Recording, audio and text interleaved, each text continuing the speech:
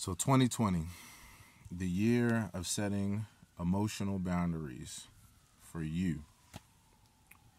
This is so important right now in everybody's life. And I was reminded of it in the situation that I just had a few minutes ago.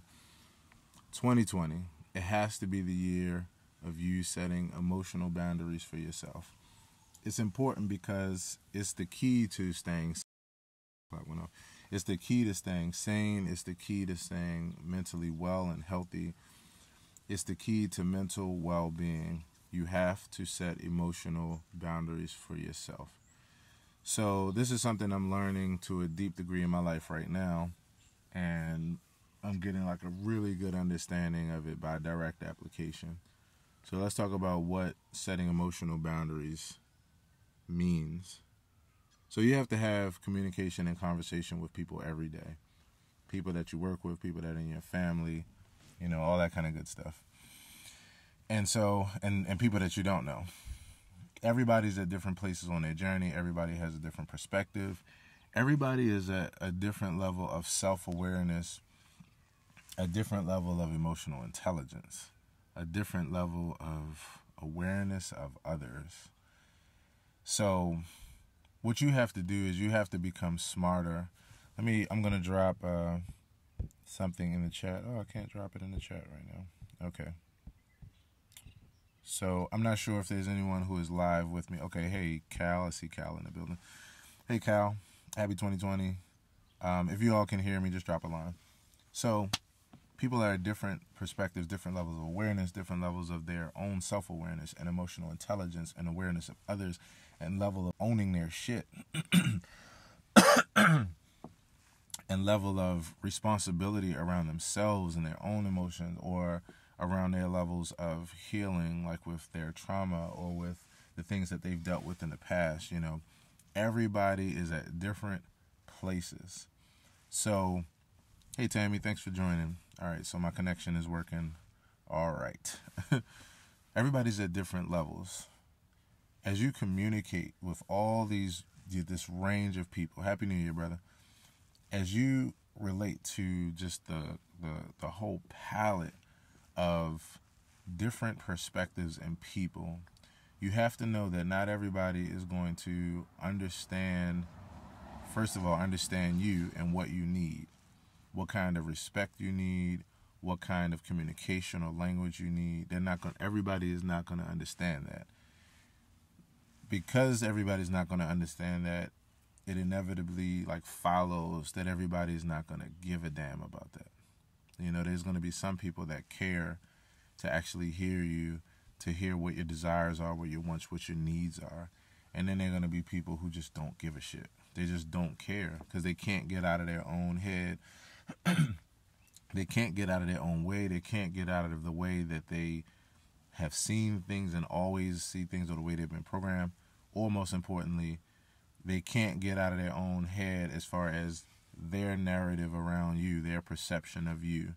And one of the things that happens because we're creatures of habit is that if we gain a perception about something and we classify it or categorize it so we know how to position ourselves or how to work with that, a lot of times it becomes so ingrained in us that it is like pulling teeth to think differently about that person or about that thing. So just for the sake of this conversation, let's talk about people.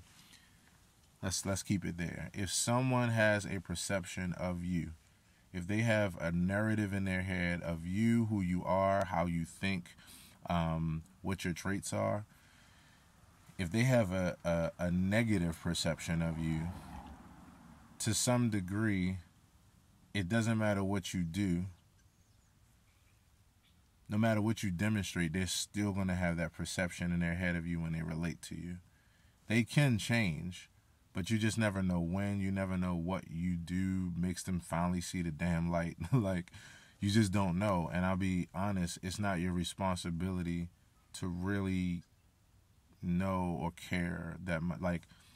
It's not your responsibility to hold your breath until they do. That's what I'm trying to say. Brother Yusef, Gloria, Happy New Year to everybody here. It is not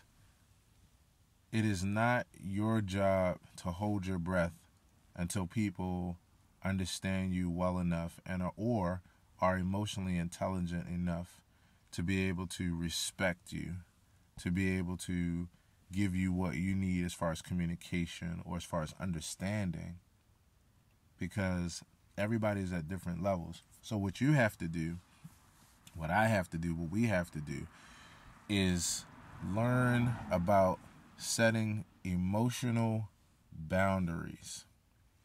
And what that means is, if you already know, let's use some practical example. If you already know, because a person has a particular narrative in their head, that when you express your feelings, they're gonna say, I saw a good post the other day on LinkedIn. It says something like, if every time you express your emotions, a person takes it as you arguing, you want to stay away from that person, because that person is, and my friend Marissa actually wrote, this is a form of emotional abuse. That person can't hear you, and they're always going to flip it around like that. That's their perception of you, no matter how you come at them. They just have it ingrained in their head, a particular thing, so they respond in a particular way. So if they can't hear you, they can't hear you. So what you have to do is set up emotional boundaries so that you don't put yourself in that place to either be disappointed, to be hurt once again, to be expecting, and to just be blindsided, or however you experience it, as far as just this breakdown of communication, this breakdown of being understood, this letdown as far as how things go. Like, you have to set up emotional boundaries to not even allow those situations to happen to put you in that place. Because what's the definition of insanity? Is continuing to do the same thing but expect different results. So I hadn't been introduced to the concept of boundaries, until like the last couple years of my life, being connected to people who understood that, who were more emotionally intelligent and understood that and had it activating in their lives. And it's such a nuanced thing, but it's so important. It's so important, and especially in communication. If you hear someone going down a path where you already see that, as you're trying to either speak and just express yourself, own your shit, own your part in the equation, maybe even offer them a positive, some kind of positive perspective where you're just trying to actually make it better, but they twist it or they flip it or they can't hear you or they cut you off or they swear up and down like you're doing something else. You have to put up emotional boundaries to where you don't allow those situations, those conversations to even unfold. Like, you literally have to make it where, even if you have to not go into certain things, not like you have to do that. That's setting an emotional boundary, because it's like protecting yourself around an animal who can't help but bite. Like, if you get close enough, they're gonna bite you. They're an animal. Like, it's just what they are. So what you do is you set up mechanisms to have boundaries and distance, so that you could be around the animal or near, or have some kind of relationship with, that animal, and not be in harm's way. This emotional boundaries, setting emotional boundaries, is about taking yourself out of harm's way. And the reason why I'm hitting on it so much is because it's literally the key to your sanity. It's literally the key to your sanity, because you have to do it in varying degrees with different people. There's some people who really can relate to you and understand, where you're able to be vulnerable and totally open with.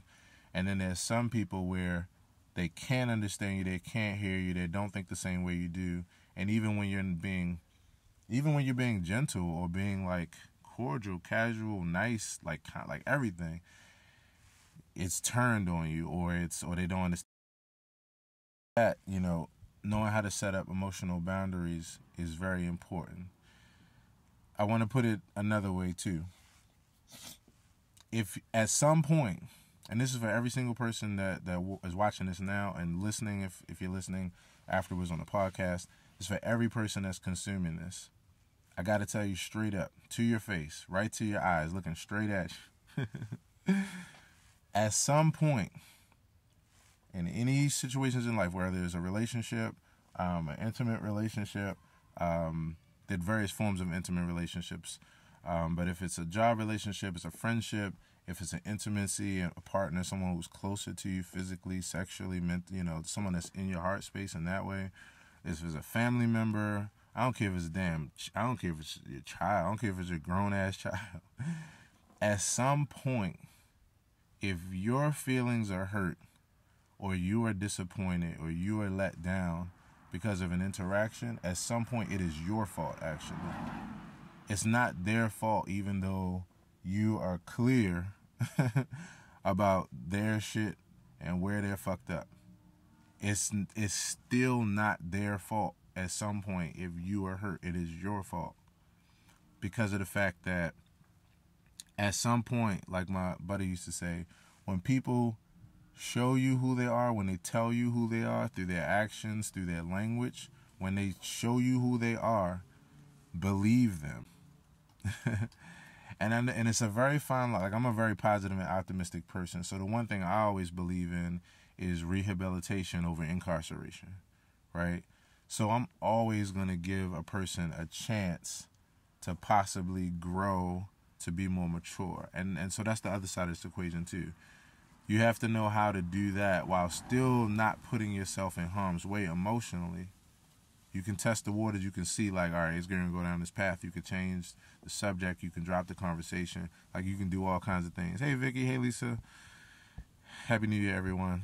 You can do those things. You have to be the referee of your own emotions. You have to be the referee of your own emotion, not just the game player, not just the one that's out there playing the sport and being emotional. You have to be the referee of the emotions as well, because you have different people at different places.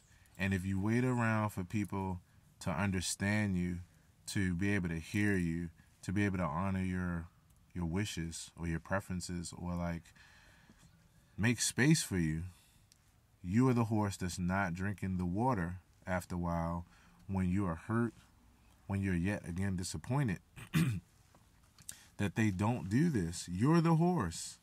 You are the horse not drinking the water, not them. So this to me is a maturity thing. I've been experiencing this as a maturity thing in the realm of emotional intelligence. You know, the more you grow as far as emotional intelligence, the more you learn how to protect yourselves, especially with the people who you're in very close relationship with, that you have deep love for, and that maybe you desire the same thing for them as far as, that kind of thing, Hey, Happy New Year. Same to you, Happy New Year. So you have got to be able to protect yourself emotionally, because everything in your life depends on it. Your waking hours, the way you flow with your day, how you pursue your work or your career or your hobby life, just how you move throughout the world. Every single thing depends on your emotional state. And so if you're not emotionally well, because of the fact that you don't have the boundaries in place needed to protect yourself against the people or circumstances or things that don't know any better. That's the way you gotta look at it. I was telling somebody the other day, sometimes when you're dealing with someone who can't hear you, you almost have to look at it the same way you would look at someone who has a mental illness that they can't control. Like, you have to, or like I said, like some kind of animal that's like, it just is what it does. It no matter how much you try to train it, like, it can't help but, like, and we have many animals that's like that, in fact, that we have those boundaries. We have a particular kind of distance and that kind of relationship so we can relate. You have to look at people sometimes like how you would look at it when someone has a mental illness that they can't control. Because instead of expecting them to do better with their actions, you have to start expecting you to do better with your emotional intelligence, with your setting boundaries. You have to look at yourself as the one that needs to do better with how you move in relationship to them, and not the obvious thing that everybody is able to see. which is other people's shit, and seeing like that's the reason why these things. If they would just. What winds up happening? Hey Lester, hey Dennis, hey y'all, Happy New Year.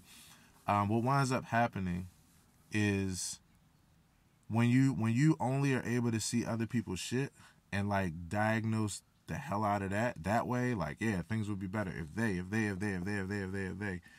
You forget something, and this is something all of us we have to be reminded of.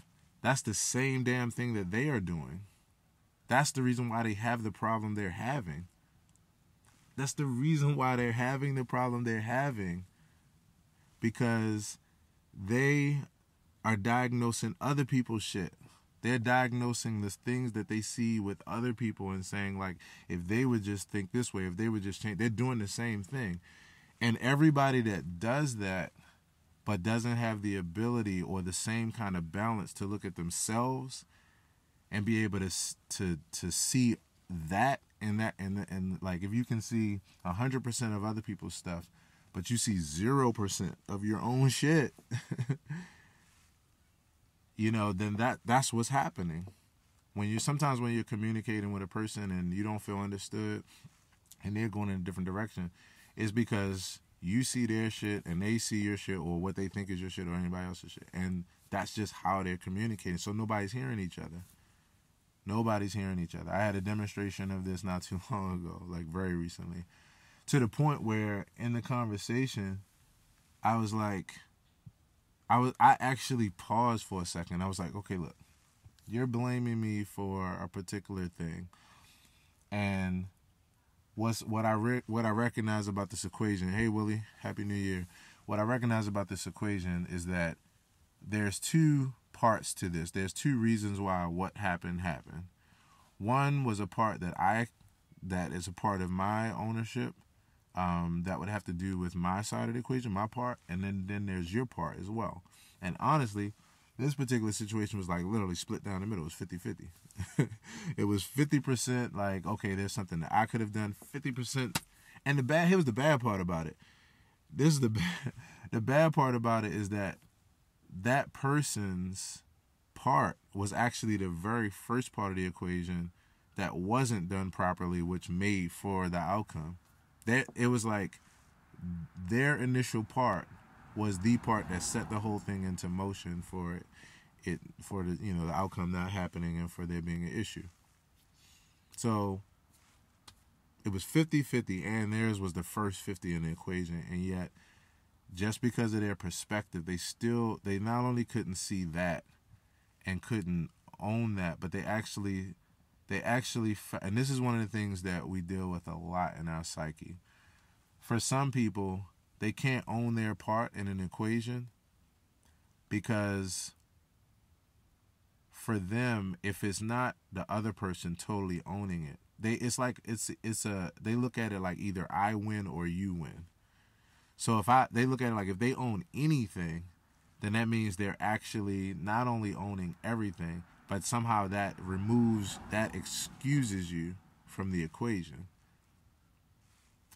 And they don't realize that's not how it works. But they're operating out of being in defensive mode because that's the type of situations they're used to. They're only used to situations where it's either all one person's fault and they own it, or it's another person. So, and this is what happened to me, even in the conversation, when I paused because I realized, oh, I see what's happening. They think that if they own their part, then that means that I own no part. So I was like, okay, let me see if I can fix this. I stopped the conversation. I was like, let me own my part.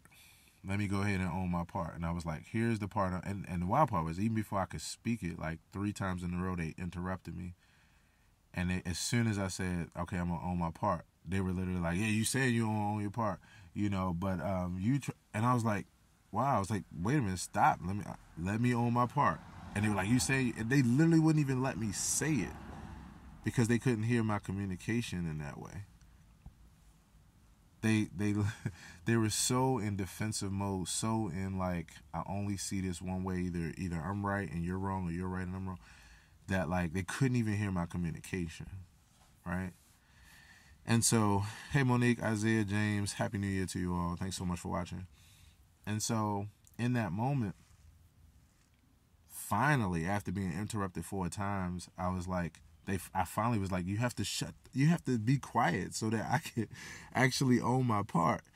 And then maybe that, then that'll help you feel better because you keep projecting that I'm not owning my part. So I paused and I was like, here's my part. This is what I could have done, And then they jumped on that and was like, yeah, because again, to them, that was the whole kit and caboodle. That was the whole thing. And I was like, no, pause. Okay, I own my part. Now, can you own your part so that we can say, and then they like downplayed, like, yeah, I could have said, but still, and they were right. And I was just like, I'm not going to be hurt. Like, this isn't a situation. And from there, even retreating and saying, you know what, like, never mind, let's not continue to talk about this. Like, I apologize for this, blah, blah, blah. And even stopping the conversation, they also still saw it as me not actually hearing them, not owning it. Interesting, right? But this is someone who I've already identified has a problem with taking responsibility, And so I can't expect, I have to set up emotional boundaries. Unfortunately, in this situation, I have set up emotional boundaries.